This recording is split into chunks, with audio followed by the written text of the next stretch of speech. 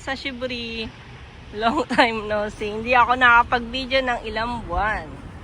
Ayan, medyo stress ako. Tapos, ayan, panay sakit. Lagi ako nagkakasakit. Kami dito naghahawa-hawa kami kasi malamig na. Last week may lagnat ako, tapos trangkaso. Then, this week na naman, meron na naman akong ubo. Hindi nawawala, pati sipon. So, ayan, autumn na dito sa Japan. Tama ba? Taglagas. Tama ba yun?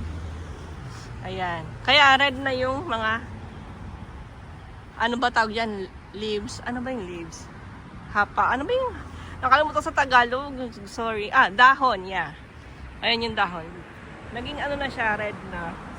This one, all of that is sakura tree. Yan. Mga sakura tree po yan. Madali nyo naman malalaman pag sakura tree kasi ganito yung kanyang balat. Pati sa baba, ayan, sakura tree yan. Ayan. Tahimik ngayon dito sa park at walang mga tao. Madalas meron dyan nakaupo ngayon wala. So, bala ko ulit mag-upload ng video, kaya yoroshiku onegaishimasu. Ayan, ito start ulit.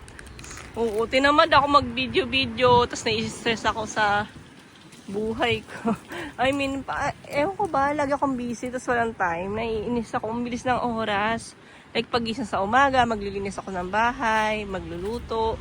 Then, pagtingin ko, 12 noon na. Then, pag after ng lunch, 1:30 na, mga ganon, tapos 2. Ang bilis ng oras.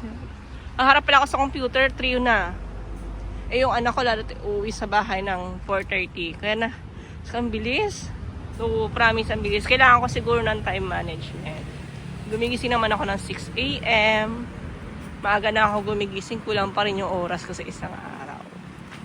Yes. Ayan po. Ang ganda nung ano. Gusto ko sa autumn, pag ganitong panahon, yung mga halaman, iba-iba yung kulay. May yellow, then nagiging ganyan. Ano ba tawag yan? Red. Tapos may brown, tapos may green. Mix siya. Lalo na pag pumunta kayo ng Kyoto, ang ganda dun. Saan ba yun? Sa, nakalimutan ko yung name, Kiyomizu-dera yata yun. Yung may temple. Hindi ko alam kung Arashiyama ba o Kiyomizu-dera. Nakalimutan ko na yung pinunta namin dati sa temple. Yung paligid nun, ang ganda ng mga puno kasi iba-iba yung kulay. Kasi sakto na, punta kami ng autumn dati. Ang tagal na rin, siguro 10 years ago. Yes, kasi matagal na rin ako sa Japan. Eto, 19 years na yata ako rito. 2007 ako nagpunta eh. So, maybe 19 or 18 years na ako dito. Ganyan, nakalimutan ko na. So, ayan po. Ay, madali mag-total kasi ano ako dito. 21 ako. 40 na ako. So, 19. Kasi nag-Japan ako, 21 pa lang ako nun eh. Nalaman ko na yung edad ko, 40 na ito. Naging 40 na ako ngayon. Ayan, ang ganda yan. So, saglit lang ako nag-video ngayon, pero mag-video ulit ako. Dinisin ko mula yung sa bahay. Kaayusin ko yung aking lagayan ng alahas. Kasi, ayun, may mga alahas pa rin ako. Kaya ang mahal-mahal lang ngayon ng gold, kaya nahihirapan ako magbenta rin kasi sobrang taas. Ayan, may train. May train dyan. Yan train na yan, galing yan sa Tokyo. Tapos dito dadaan sa Fujisawa sa amin. Ayan. So, thank you po for watching today. And yoroshiku po. Sana po manood ulit kayo sa mga video ko. Sisipagan ko na. I need lang ng time talaga.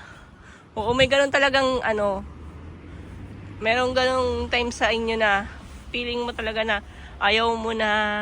Ayan. Pero, syempre may anak ako, so at saka gusto ko lang mag-vlog din para maalala ko ba pag tinay ko ulit, nagpunta pala kami sa ganitong lugar na may ganyan pala, ganito.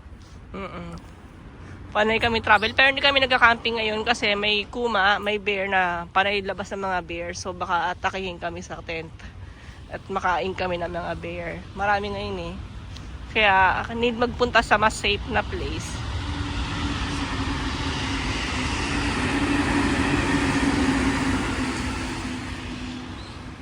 Thank you for watching. Arigato. Yoroshiku ne.